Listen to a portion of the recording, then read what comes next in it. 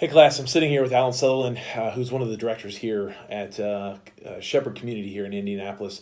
And I think Shepherd Community offers to us a great example of engagement, not only within a compassion ministry center and setting, but also the recognition of what it looks like to step into cross-cultural ministry contexts.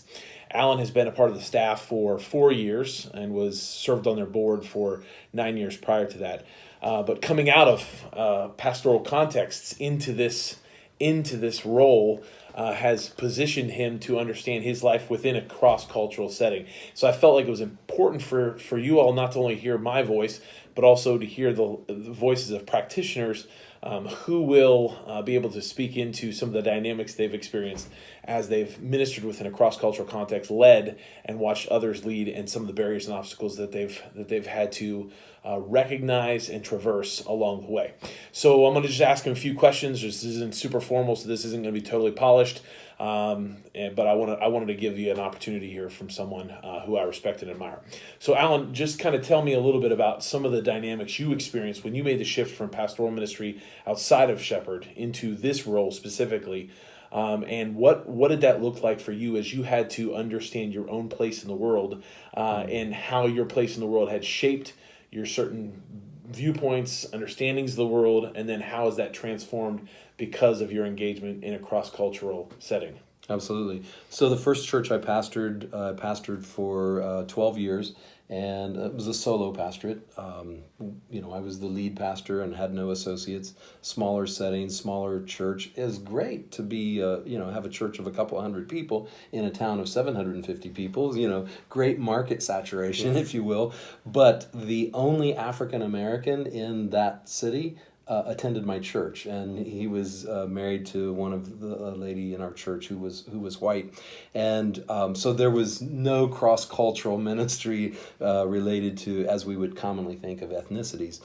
The second context in which I was, it was even more racially divided, and there were no African Americans who attended, no Hispanic people who attended. I come to Shepherd, and our demographics here, as far as our neighborhood, are basically a third Appalachian white. They're from Appalachia, white, in poverty, most of them. I could relate really well with that. I was born in Kentucky, so I could relate with that. And then about a third African American and a third Hispanic or Latino. Various places in Latin countries from which they come. So for me, I was on the board side of it, so I knew the great work Shepherd was doing. So when it was offered to me to come on staff, resign the board, and yes, I'm all in, and I show up as like this great white savior who's here to, be engaged and be involved. And fortunately, our neighbors looked at me with a great deal of skepticism. And oh, okay, you're here. And so I then had to take off my cape and recognize that the posture of a leader that Christ wanted was the towel and the basin, and in what ways could I, first of all, listen before I even began serving, because I came in with some ideas. I mentioned to you earlier, one of those ideas actually flowed out of some of my political experiences, where a certain mindset of a political party with which I was associated was, if there's violence, then, we're a law and order kind of party, and, lock them up. And then I realized that if through science and through studies and reading those things here and engaging with neighbors who didn't act very compassionately or sympathetically with others, but by listening and learning from others who were ahead of me in the game, I began to realize that they didn't have the capacity to show sympathy, because literally if a child is not nurtured properly between 0 and 3, the neural regions of the brain that make up one's sympathies and compassionate behaviors don't develop. And so how do you can't just throw somebody in jail the rest of their life for something like that when they physiologically cannot act compassionately. So what do you do to restore those things? It's not a matter of being law and order. It's not a matter of So, for my Latino neighbors, so they broke the law to get here. So I'm a law and order kind of guy. So, go back from where you came. Really? Well, how's that going to work when your parents were the ones who brought you here as babies, and now you are in this no man's land of, how do I go forward? I can't go back. I would die, because I don't know anyone there. I can't stay here because the laws and the things, and if I'm caught, so the posture for me was one of taking off the cape, slowing way down, because I had so many ideas and so many things that I wanted to do.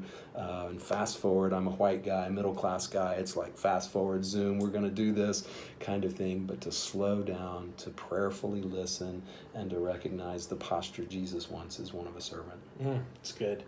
So you mentioned that when you came, they embraced you with a form of skepticism. Absolutely. So what were some of the steps you felt like were necessary within your Christian journey, but also in just sort of the relational dynamics that you had to take in order to bridge the gap that was probably already created there, given their skepticism towards you, and maybe your preconceived ideas towards those that you were serving? Sure. Well, one of the things, the skepticisms, one of those was simply, how long is he going to stay? Because there's so many people who come in and volunteer, or they're short-term employed or something like that. And initially, Jay asked me to come on board to help him out while I was looking for another church to pastor. And so I was interviewing and actually getting decent calls. People would be happy to have unanimous call nowadays in today's world, and getting those kinds of things, and then turning them down as I'd go to prayer. And again, God wanted to refine and work on my character further. So those skeptical things from the neighbors, and frankly, from a lot of other staff, were a lot of those: how long is he going to be here? Do we want to engage with him if he's just going to be out of here shortly? And here he is telling us what to do. I think he might want to slow down and listen, and those kinds of things. I forgot the rest of your question. No. I think that's yeah. Okay. Yeah. I mean, bridging that gap is huge. Yes. So we talk about being a presence, yes. and along Right. that letting them know that I'm here to stay as long as God wants me to stay, and I don't know when that is. God can move any of us anywhere whenever he likes, but I'm here committed to learn the lessons, to earn the right to listen and to be trusted, and at some point speak when it's time for me to speak. So settling in for the long haul. That's good. That's really good. So one of the things that we've talked about in our class is the below the line, above the line. So for us, and I'll explain to Alan kind of what I'm talking about, is we've got a framework that we use where the line is what is immediately observable and experiential in a culture. Above the line is your rituals, behaviors, organizational structures, forms of governance, and the cultural artifacts, those things that music, the food, the dress. The below the line is where our worldview and values are found. Sure. And culture is what transmits and mediates that which is below the line into external expression. But then what is externally expressed is then reinforces the worldview and values. So one of the conversations that we were having earlier today was in regards to sort of socioeconomic culture. So we could talk about racial culture, we could talk about ethnic culture.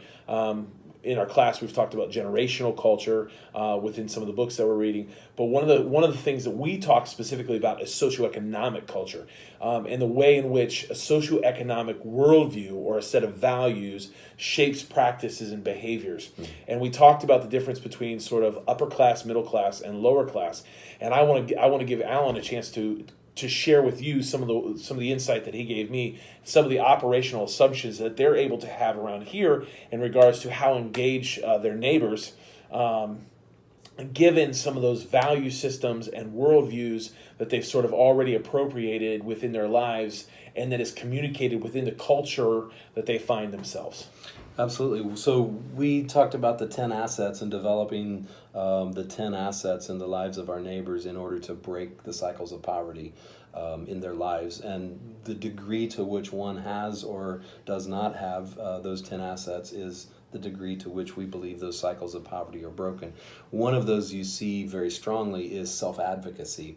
And so that self-advocacy, I mentioned to you a story that flowed out of our operations here, and so we have a school, and we have kids in the school. Some of our staff, their kids attend here, and so there's a wide degree of variance, but most of them are very much in poverty. I think 96% are free lunch students.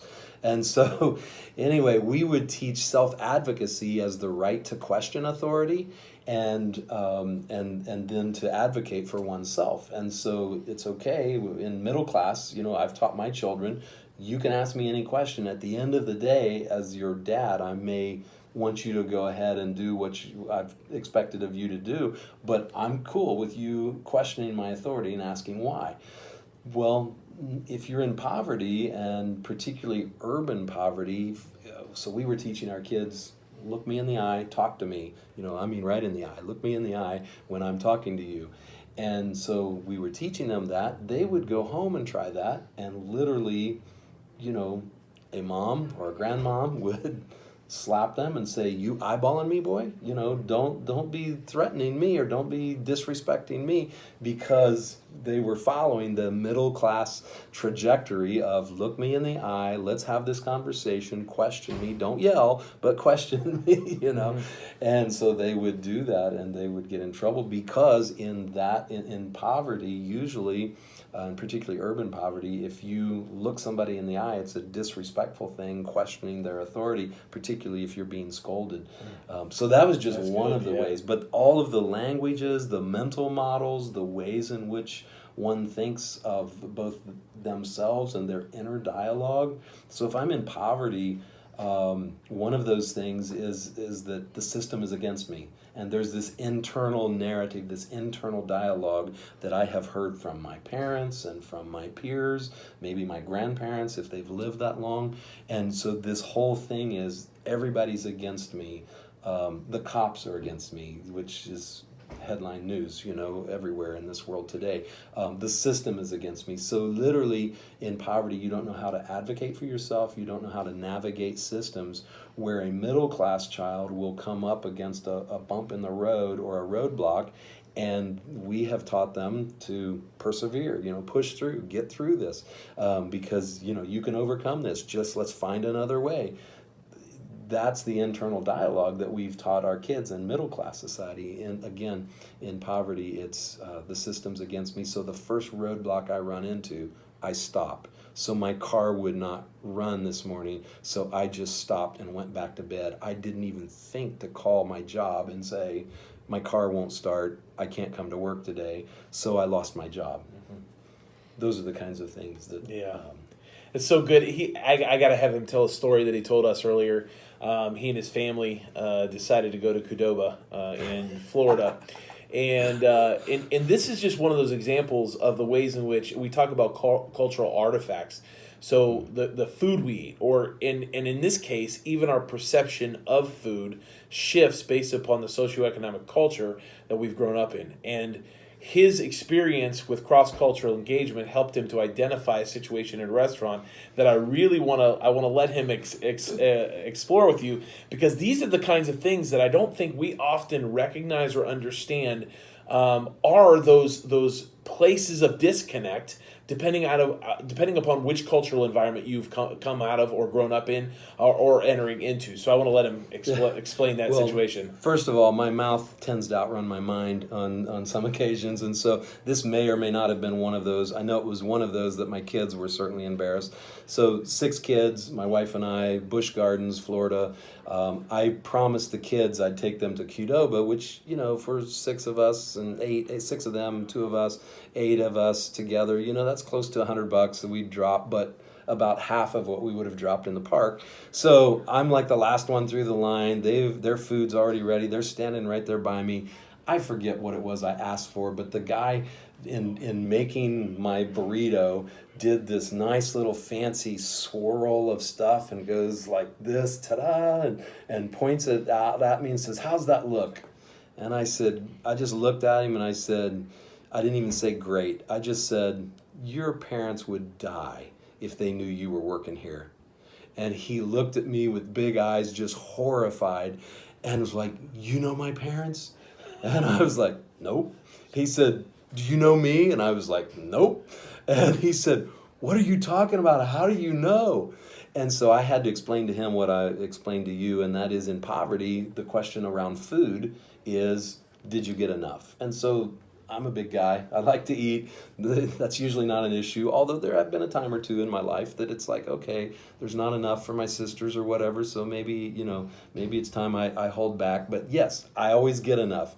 But growing up basically then middle class, and then definitely my wife and I, the big deal is my wife is an amazing cook and everything tastes great. So the question around food in middle class is, how's it taste? Does it taste good? The question, poverty, did you get enough?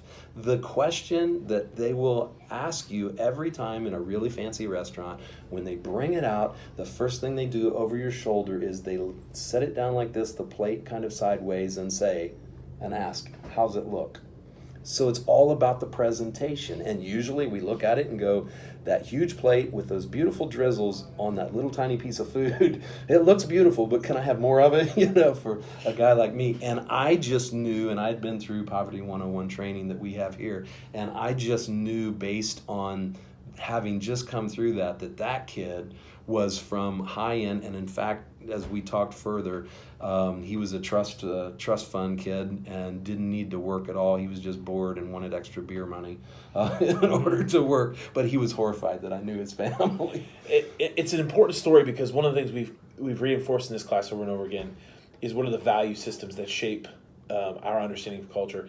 And so, and I think Livermore does a great job in his book, and I've shared this with you in previous lectures, breaking down those his six areas that he says these inform people's values. But I don't think they're sufficient enough, because one of the ones that he doesn't note, and I think this is important within socioeconomic culture, is this idea of scarcity versus sufficiency.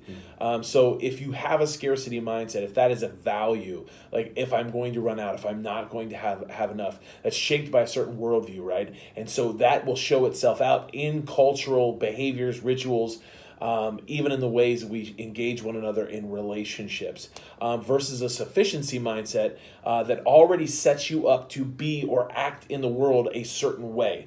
And so I think one of the things that we need to be cognizant and aware of in this course is the ways in which these differences continue to play themselves out in real concrete experiences and relationships that we have with others. The last question that I want to ask you is just, so one of the great things about Shepherd Community is they have a great leadership pipeline. And so those of you who are watching this lecture, they do have a fellowship program that lasts over the course of a year. They have summer internship programs as well. I would really encourage you to look into that. If you need information from me, I can get you and put you in contact with Alan and his team. But with that, they're constantly bringing in men and women who are spending time with here, sometimes for a year, sometimes they come on staff, sometimes they go out and start things as a result of their time here. But what are some of the barriers and obstacles that you have witnessed young leaders coming in to serve at Shepherd as they've engaged this cross-cultural setting? Sure. Lencioni had a great book called The Ideal Team Member. And he talked about in that the ideal team member should be humble, hungry, and smart. And so humble, we know what humility is. Hungry, meaning that I want to get things done, I want to do things. But smart is not intelligence or IQ or a great education like you're getting, but it means self-awareness and smartness that way. Smartness about how you're perceived, and just I think self-awareness is probably the best the best line for that. So I have seen young leaders who were not aware, whether it was the jokes they would tell or the ways in which they engage neighbors, that they came off not very humble, but maybe came off a little prideful. Even though they were very diligent and desirous of helping, they really wanted to help, but the whole way they came about it was our neighbors were like, "Stay away from me. You are way too much. You decaf, bro. You need to chill." And so just being self-aware, being aware of how others perceive us, that's one of the blockades. And then assuming that my experiences have been everybody else's experiences. I think a good cross-cultural orientation or a good cross-cultural training helps one understand that what I've experienced may or may not be, what others have experienced. For me, I see an officer in the neighborhood, and one, I slow down because I go too fast. But the second thing is I wave. It's like, oh, hey, there's an officer. He's here to protect and to serve. I know that. But for a lot of my African American neighbors, that's not the case. I literally sat and listened to a young lady in 2 Christmases ago whose boyfriend had been fed through a mulch chopper grinder. 3 young men had been murdered, and their DNA was everywhere in the yard, but they could never find the bodies by someone who fed them through a chipper. And she's 15 years old, and she knew no one over the age of 30 except her mother, who was 32. Everyone else in her family was dead. And she was one of almost 10 children, and every guy in the family had been shot and killed. And so when you have that kind of experience and that kind of narrative and that kind of thing going on in your life, I didn't even know what to say as I tried to minister to her and to the rest of the schoolmates there and that kind of thing. I just, that kind of experience was nothing like mine. So being empathetic and sympathetic, and of course pointing someone to Christ in that setting was so important, and knowing that He knows and He understands, and pointing someone that way and letting Him be the resource rather than necessarily me, because out of my experiences, I got nothing. It's good. It's good. So, you've heard, Alan, thank you so much for hanging out with me and answering a few questions. Sure. We're going to have a few more of these experiences throughout this course. A couple things that he said there, and just to kind of remind you from the lectures that we were in, we talked about kenotic ministry, that idea of living emptied out, where we're aware of the power that we carry within ourselves, within our being, the sort of influence that is already sort of innate to some of our cultural places in this world, or our racial place, or whatever that is. We sort of carry certain powers with us that we're not even we don't even always realize. And so to live kenotically is sort of lived emptied out, to live in our meekness. He talked about sort of emotional intelligence, right? So, which is a very real thing that I think we got to understand. I know we're talking about CQ, but EI is really important. So your cultural quotient, and we're that's with this idea of being culturally intelligent, right? What does it mean to say that we're culturally intelligent? But I think it's also important for us to understand personally emotional intelligence. Do we understand how we come across in relationship to others? And then also, I would also add to that, one of the other things that I think we'll talk about later towards the end of the course is sort of, which is being called RQ, which is your resilience quotient too. That in order to navigate cross-cultural settings, one of the things Alan said is that it requires a sense of for the long haul. And so how resilient can we be in the face of our own awkwardness, in the face of our own missteps and failures, in the face of the obstacles that we will encounter along the way. How resilient and committed are we to living out this mandate of making Christ known amongst all the nations, and recognizing that as we go to the other, we are other to them. And so some of their resistance to us is the recognizing that we're the stranger, we're the alien. And so how resilient can we be in the face of that as well? So that gives you just a little bit of context. Real life situation, real life. I would encourage you, if you don't know anything about Shepherd, check it out. It's a really awesome opportunity that you have to learn from a Nazarene, particularly Nazarene ministry here in Indianapolis. That is really helping a lot of churches across our nation re-envision what its understanding and responsibility to its neighborhood is. And even in those settings where there's such great diversity, that we're constantly stepping across cross-cultural barriers and engaging people for the sake of Christ. What does it mean to step in? And I just got to say this, semantics matters. What we say and how we say what we say matters. And one of the things they've been very clear on today is that it's never clients, it's always neighbors.